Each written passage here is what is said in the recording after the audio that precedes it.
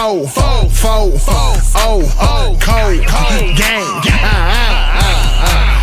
First round draft pick. Welcome to another episode of Cold Game. I'm your host, Isaiah Dotson. I'm here with my co-host, Malcolm Benell. Cuz, what it do? What it do, cuz? What it do? How you feeling? Man, hey, yo, cuz, man. If you love basketball, anybody watching this, if you love basketball, then today was a great day, man. One of the classic, beautiful days in sports. You know, March Madness is going crazy right now. We got March Madness. We got the boys' high school state finals going on. The women's March Madness, transfer portal, the Pacers, the NBA is going crazy right now. I mean, man, it's just so much things popping off, man. We're going to start off with this, cuz.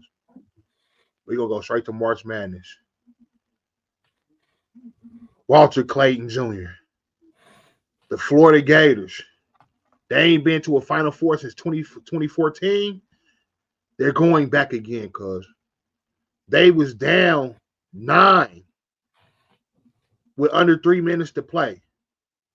Cause them boys, man, they put them in the corner. Them boys just kept on swinging and fighting. Big shot after big shot. Cause on this channel, man, we big believers and supporters of Florida, of Walter Clayton Jr. We said on here numerous times, them boys is dog. I got them as my national champion. Cause man, this that clutch shooting. The way Walter Clayton Jr. puts that round thing is really unbelievable. They beat Texas Tech in a comeback victory, 84-79. Give me your thoughts about that game, cuz. It was if you were a Florida fan, I know your heart was pumping, but that run at the end of the game, I think that shows Florida's resiliency. And it just lets you know what we've been saying. Walter Clayton Jr., he's that guy. He's definitely that guy. 30 points, 2 rebounds, 4 assists, and then just killing them down the stretch. Let's see here. Florida hit 4 from 3 over the final 2 minutes and 50 seconds after starting the second half, 1 for 9. So they just got hot there down the stretch. Walter Clayton Jr., 13 points on 4 for 6 shooting in the final 5 minutes and 24 seconds of the game. 17 points, 3 for 8 from field goal. So he was doing his thing. Shout out to Florida. You said you had them going all the way, cuz. You have them going, that's your team to win. So, I got my Florida Gators coming. It's coming on Monday. I'm ready to go. I'm ready for the Natty. For real. And the crazy thing is, cuz, you know who my team is, man. So I don't have a dog in the fight. I'm just a fan of the game. I love basketball. I love hoopers, man. And I'm watching the game, man. Texas Tech is putting in work. Texas Tech, man, they playing bully ball down low. Mm-hmm. They big boy Williams is down there going crazy. At one point, it was highly recommended that they start doubling him. And Toppin wasn't even having his best game. Who was really their star player. He wasn't even having their best game, but them Texas Tech boys, man, they was just playing bully ball down there in that low post. It got them a double-digit lead. They was up by as many as 10. Like, the game was getting. I'm watching the game like, man, I know I picked Florida, but they might lose. But Texas Tech is looking good. Like, I'm about to hop on this Texas Tech bandwagon. Coach McCaskey, after the media timeouts, he's talking to the sideline reporters. He's like, yeah, we got to just keep fighting, man. Wreck them.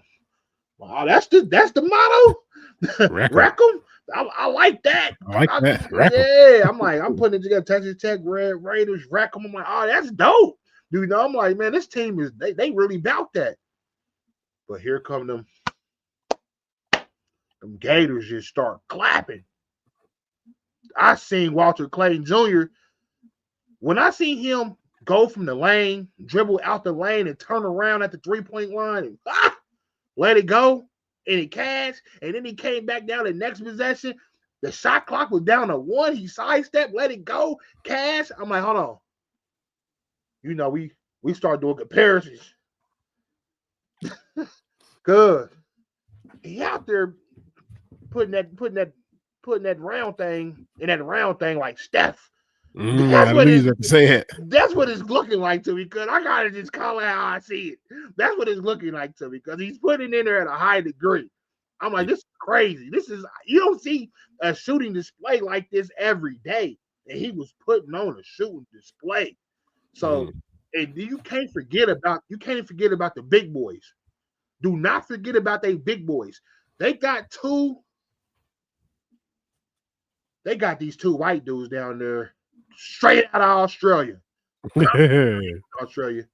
Thomas Howell, they was talking about he's from the U.S., but my God, when they needed a bucket, he was putting that ball in that hole from three. He finishes with 20 and 11. I'm like, where are they finding these dudes at? Because they are cold.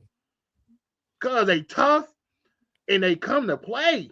They fighting the whole game, man. What a great victory by Florida. I was highly, highly impressed. Highly impressed. I called you during the game because I'm going crazy. I'm talking to Buddy. I'm going crazy. I'm like, man, bro, are you seeing this? Cuz are you seeing it? Like, I can't believe what I'm seeing. It's March Madness. It's March Madness for sure. It was a celebration, and it was like we was dead in the middle of it. When you see a team going crazy, comeback victory, and it's going crazy like this, this is what we play the game for. This is what we watch it for. And cuz, what do you think about the people that's saying that March Madness is, if it keeps going like this, specifically Stephen A. He says March Madness keep going like this, the NCAA is going to be dead in a few years. Is he crazy? Yeah, you got to be crazy. You got to be crazy. Here's the thing: that NIL done threw some cheese in the conversation, in the equation. You know what I'm saying? When money on the wood, everything gets serious now. I'm not saying that it wasn't serious, but you talking about Cinderella teams, not being in the fight, and listen, that money on the line now, and this is real money them boys out there playing for. So, when that being said, when that money on the line, it ain't no little bruhs. Like if you show me a Cinderella coach who put together a team in this day and age, in the NIL era of a Cinderella story, he's going to be the highest paid coach in NCAA that next year, very next year. So I'm just telling you. I mean, because it's not happening. It's not happening. You look at the depth on some of these rosters, them boys, man. Some of these teams look like little league NBA teams. I'm like, hey, them boys can go compete in the NBA. So I know these are future NBA players, but as a college team, just to see that, it's not going. It's not for one. It's not killing March Madness. I think it's taking March Madness to a whole nother level. And the Cinderella stories, hey, they gonna have to start putting their money where their mouth is and finding them, coaches. So we'll see how that go. And let's break down the definition of the Cinderella. Cinderella wasn't even supposed to be at the big dance. That's the Cinderella. When they found Cinderella in that story, she was in the back of the house. She was back there, in the cellar. We didn't even know she wasn't even supposed to be seen. So for her to make it to the big ball, to the big dance, it was a miracle in itself. Let alone she meeting the prince and advancing. That's a fairy tale. It's a fairy tale. That's what it is. But in this story right here, the big dogs, the real big dogs, is at the big dance. Cinderella, she ain't here. It's number ones versus number twos, how it's meant to be. Ain't nobody get upset this year. So you got big dog against big dog. That's what we really want to see, because this is the best on best. So these games we seeing the clashing, this is what that, like you said, this is what these programs and these fans and these boosters, this is what they spent their money on. They want, and we're not talking about no little cheese. We talking about $5 million plus rosters out there. It's getting professional. So when you spend a professional type money, you're expecting top line results, and that's what we're seeing. So yeah, ain't no Cinderellas no more, but it ain't that the sport's gonna die. It's only gonna make it better, because you're gonna get a better quality of matchup, and that's what we're seeing. That game today, Florida, Texas Tech, top of the line. And talking about top of the line matchup, we're seeing a number one NBA prospect go out there and put on a show. Duke versus Alabama. What a game, cuz. You got Alabama coming in red hot, just set the NCAA tournament record, 25 threes. You got Duke coming in. They just won, 31 out they past 32? Like, their last loss was on the road to Clemson, and it took for Cooper Flag to slip for them for Clemson to escape that, and they at home. Duke is really like that. So you got Duke going in to that Elite Eight, and they put a whooping on Alabama, 85-65. The shots that Bama was hitting 2 days ago, they weren't hitting them tonight. Now they facing length, size, quickness, all that. What's your thoughts about that game, cuz? The same thing I said the other night. First point I made was, if the best chance that we seen a team stopping Duke to get to the Final Four was Arizona, and we see them handle Arizona just the other night. And secondly, as I'm looking at the box score of the game, the stat that stands out to me the most from Alabama is 8 from 32 from three. They shot 25% from three. That you live by the three, you die by the three. You know, when that's your game, yeah, well, it looks great. It looks amazing when you flamed on, but when you playing a real team out there playing real defense with real superstars, with real, that's not going to cut it. 8 for 32. Duke was 6 for 13 from three, 46% from three. They only took 13 threes. And then here's the thing. Alabama they were 23 from 65 from the field. Duke was 30 from 56. So just a more efficient team. They're not out there missing shots. They ain't out there selling threes. You know, they taking precise shots, precision shots, 53% on the night. You know, they hitting over half their shots. So you ain't gonna come out and just I guess that's how you got to beat Duke. You got to just hope that I'm gonna shoot a bunch of threes and hope they go in, because I guess Alabama was the team to try that, but they came up unsuccessful.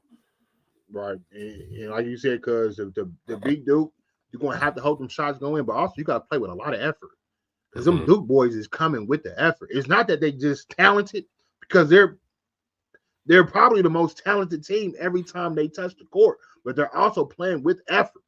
They're going hard. So you got to raise your level extra hard. So you got to go just as hard as them, and you got to hope them shots is falling. Because when Duke shots is falling and they going hard in the game, you can have a good team, because Bama's a good team. We're not going to short Bama. Bama's nice. But it's just that Duke, they just on another level this year, for real. When you got freshmen like, go ahead, cuz. No, that just makes me think about the old saying, hard work beats talent when talent doesn't work hard. Well, what do you do when talent works hard? What beats that? Nothing. There's no substitute for that. And when you got freshmen like Con Knipple dropping 21, 5, and 5, remember, he's a 5-star too. He's a top-ranked high school recruit too. It's not just cool. You got him coming in. When you got a 7'2" anchor under that rim, Malowich, 14, 9, and 1. He's just controlling the paint. Every time you go to the paint, you got to worry about this 7'2". That's why I'm noticing. Bama shooting on them threes. It's hard to go to the rim. They got 7'2" down there. Yeah. And mind you, they guards ain't that tall. Sears, he ain't about nothing but 6 foot. You know, they ain't got no tall guards like that. And Duke, man, they just control everything. They just control the whole game. Tyrese Proctor with a 17-5. I mean, man, so now they in the Final Four. They there. They awaiting the winner of Tennessee, Houston, and then Florida's awaiting the winner of Michigan State, Auburn. What a great day for basketball. What a great Elite Eight matchup so far. You know, we seen Florida do their thing. We seen Duke, the best team. We see them put on. Man, I can only imagine what tomorrow's going to be like. So I'm looking forward to those matchups. That should be a good one. Moving on, Pacers fall to the Thunder, 132-111. Can't really be mad at the Pacers, man. They playing the best team in the league. Thunder, they the best team, the best player, the MVP. He goes for 33, 8, and 7. I'm just a little disappointed because I expect more from players like Siakam. You know, you a vet, bro. You know, I expect more. 4 for 11, 1 for 5, 11 points, 9 rebounds, man. I need you to bring it, man. At least get your average. You didn't even hit your average. Neesmith, 7 points. Halliburton, 18 points, only 3 assists. You know, so we definitely didn't play up to our standard, but we don't got to worry about OKC no more. What's your thoughts about that game, cuz? You said it, cuz you going up against the best team in the league with the best player in the league. You know, you just go out there and hope for the best. But I would like to see the Pacers go up there and put up a better fight. I know they're better with that ending score. It sounds like 132 to 111. Like don't come out here and put up 20 on. Don't put that on paper. I don't like to see that. So.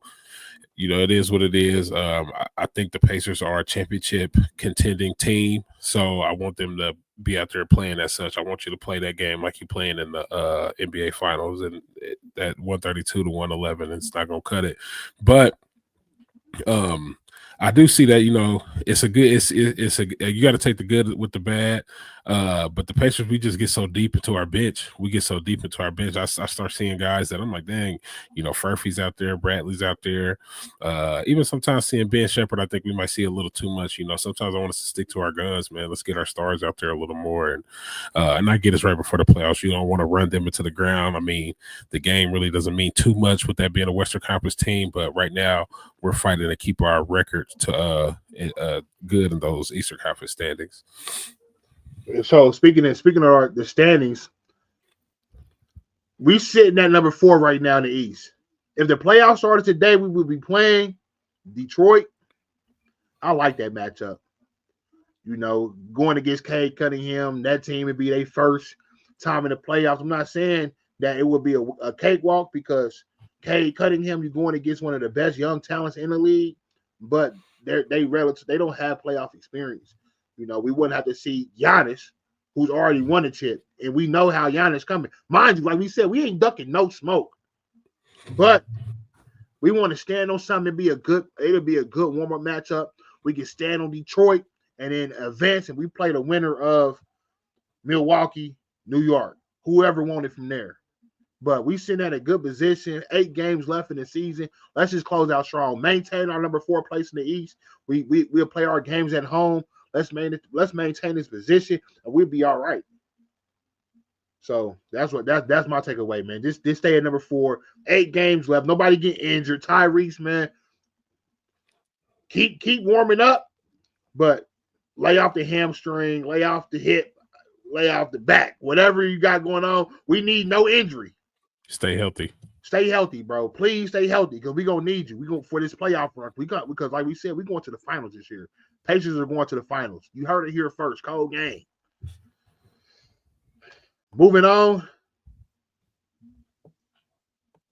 Big day in the state of Indiana for high school boys basketball. Finals.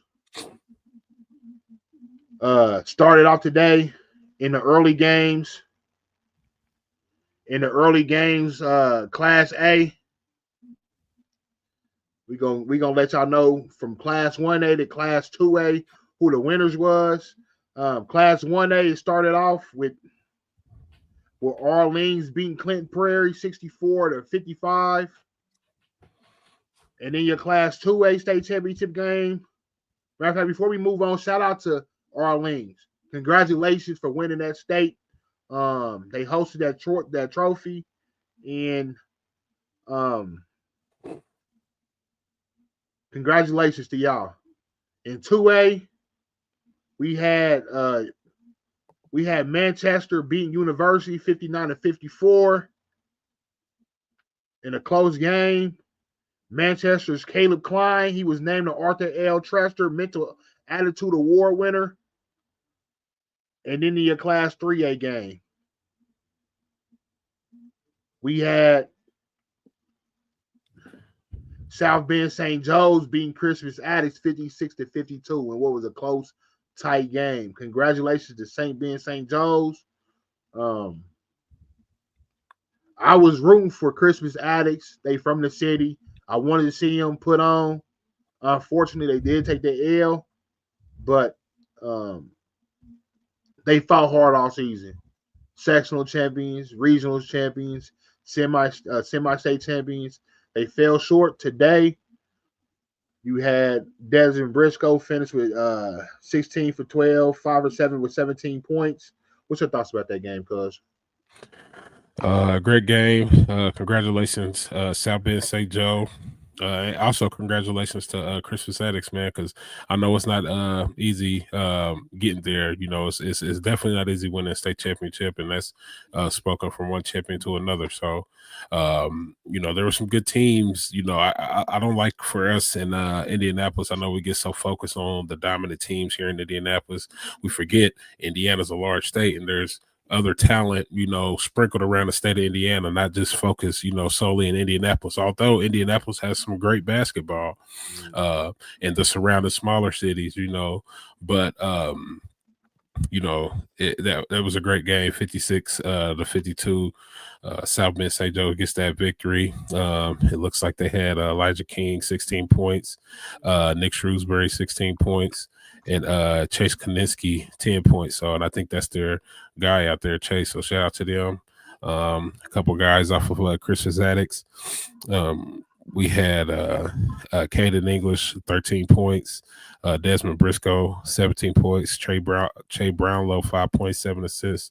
So great fight, boys. Put in that work. If you a junior, sophomore, freshman, you ready for next year to them seniors. I hope y'all get y'all you know, education in a row, and hopefully to see you playing on Saturdays now. Absolutely. Now, the Class 4A state championship, Jeffersonville versus Fishers, the scene was set. They had Banker's Life. They had it sold up. One of the biggest crowds that you will see at a high school basketball game. This is what separates Indiana high school basketball from other states. The crowd was packed. You had the head coach from Indiana University, Darren DeFries, front row. This is what Indiana fans wanted all along. If you're an Indiana Hoop fan, if you're an IU fan, you wanted the head coach to show up to this state championship game. Darren DeFries is there front row for both the 3A and the 4A games, along with D1 coaches from multiple colleges. Specifically, you had Chris Collins there from Northwestern University. He's there front row for Trey Singleton for Jeffersonville. He want to let y'all know we here, and they was 4 deep too. Northwestern came 4 deep. They want to let everybody know, listen, Trey Singleton, he's ours. And what was a hard-fought game, possibly one of the games of the year, and it happened in the state championship game in front of the sold-out crowd. Jeffersonville, they do take the victory 67-66 over Fishers in overtime. I want to start by saying this. We covered Fishers a lot. Fishers had a magical, special run. This championship loss, this state finals loss, does not define who they are, their accomplishments that they had throughout the year, throughout this 40-plus game win streak. Doesn't take away how special of a season this was. It doesn't. Because Fishers is a special team. They just ran against a team in Jeffersonville who was hungry. Coached by Sharon Wilkerson, former IU player, IU graduate. They was tough. He had them boys ready to play, and they come out with the victory. What's your thoughts about that game, cuz? How do you feel? Shout out to Fishers. Shout out to Jeffersonville. Great Class 4A state championship game. That one goes down in the books as one of the, you know, best high school basketball state championships in Indiana history. That was 2 great teams. With I feel like Fishers has a great team. So does Jeffersonville, but Jeffersonville just had that, you know, player, Trey Singleton, 26 points, 5 rebounds, 4 assists. He went out there and had an amazing night, showing you why he's a Division I athlete. Not to say that Fisher doesn't have a host of talent on that team. You know, we definitely gonna feel good to have Cooper Zachary coming back. We're gonna cover him for the rest of his career, no matter where he goes. Jason Gardner Jr. Shout out to Justin Kirby, John Anthony Hall, all them guys, man. We've been talking about them all year. So, you know, tough loss. I know that kind of hurts. I know y'all probably not feeling the best right now, but let that L drive y'all, you know, to be the best you can be in whatever aspect of life it is. So good job, Jeffersonville, on your 2025 IHSAA state championship. And shout out to all those boys who played tonight. Absolutely. I want to say this to the seniors. Who's going on to play Division I next year? Specifically, Justin Kirby, Nathan Baker, John Anthony Hall. Hell of a run, man. Hell of a run. Y'all, not only was y'all extraordinary athletes on the court and then on the field as well, but y'all was even better leaders in y'all program. Mm-hmm. And y'all created a championship DNA within Fishers. And y'all passed it down to the young bulls. So this summer, I know Cooper Zachary, Jason Gardner Jr., I know they're going to be on their grind. I know they're going to be in that gym. It's only going to motivate and bring out a different beast within them because they already dogs. So this summer, I'm looking forward to seeing what Jason Gardner Jr. and Cooper Zachary do for Indy Elite. And I'm looking forward to see how they bounce back next year as juniors. Put in that work, keep grinding. Y'all had a hell of a season. A hell of a season. It's nothing to hang y'all head about, man. Nothing. Let this drive you, let this motivate you, and let it fuel you to be even better, man. So congratulations to Jeffersonville on y'all Class 4A Indiana High School State Championship. Congratulations, man. This does not happen every day. Congratulations, man. Because y'all definitely earned it. Y'all deserve it. And Coach Sharon Wilkerson, hell of a coaching job. Hell of a coaching job, man. He had them boys ready to play, man. So congratulations again. It was a great season all around. You know, it was a great season of high school boys basketball. It's a shame we gotta wait so long for it to come back around. Will it come back around next November? We be watching it again, but yeah. But you know, basketball year round now. It's time to get into that AAU circuit. Time to get into those. You know, it's a lot of hooping. There's a lot of hooping going on, especially in Indiana. The hooping never stops. So I love the school organized ball. But you know, sometimes that AAU ball they catch my attention first because they let me know who's coming where. Sometimes these kids get to band together on their AAU teams. You know, you get to see the kids who's been fighting all year against each other. Now they team up, and sometimes they go play some national talent. So I'm gonna try to really tap into the AAU circuit this summer too, and just to see what's on the come up for next year. For sure. All right, I'm gonna let Malk take it away. One cold minute. Here we go. First up, man, we got to talk about them Yankees, cuz. So the New York Yankees today, they came out and they had 9 home runs, the 16-hit demolition against the Brewers today. Apparently, the Yankees front office has created a new sort of bat that basically moves some of the wood lower down on the barrel, putting more mass in the area that actually strikes the ball. It basically makes the end of the bat shaped like a bowling pin. And they went out there and went crazy today because, 9 home runs. Shout out to the Yankees. They said Aaron Judge went 3 for 3, went out there and was just smacking them. So, everybody, it's the Yankees. They did it first. Is this a new trend, cuz? Is this, what's up with these new bets, man? Let's talk about these bets. Well, I'm gonna tell you anytime, the game is getting so analytical and so scientific. The Yankees, they didn't went out and literally got a genius from MIT. Physicist. MIT physicist, Lenny. He's on the payroll. He didn't invented this torpedo bat, and they out here smacking shit. My goodness. We was looking. Hey, if you look at that bat, the bat looks like a bowling pin. Mm-hmm. And they out here putting wood on leather. Yeah. And so, man, what a hell of an invention. I don't know how I got approved, but it won't be long before every MLB team has the same type of bat. This how they doing it? We're gonna get us a bat the same way.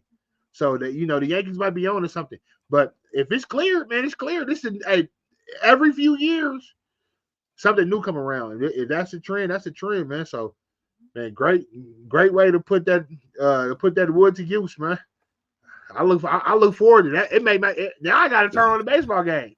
Now I gotta watch how they that ain't smacking home runs every at bat. That's what they want to see. That's what the people want to see. It's must watch TV now. All right. Paige Beckers, UConn women's basketball set a career high of 40 points today in a new UConn women's NCAA tournament single game record. Hey, what you got to say about that, Gus? How'd that make you feel? Paige Beckers going for a 40 ball in the NCAA tournament. Paige, a legend. UConn, they pump out these legends every few years. Paige, one of them ones. So if you had the chance to watch Paige Becker's hoop today, it was special. I got a chance to catch the tail end of it. By the time I caught it, she was filling it up. Every time she was shooting, I saw her last couple threes. She was just pulling. And Gino had said on the broadcast, he said they asked him, they said, what does Paige Beckers need to do? He said, I tell her when she's open. I just want her to shoot it. He said, maybe you can tell her. Maybe you can give us. He must have told her in that huddle, Paige, let it go. Let it go. Let that fofo go. And that's what she did. She started letting it pop off. It was raining threes, and the rest is history. It wasn't even close. So shout out Paige Beckers. Yes, sir. Shout out to Paige Beckers. And for more of a couple of your women's NCAA tournament updates, you had Notre Dame following the TCU 71-62. Texas over Tennessee 67-59.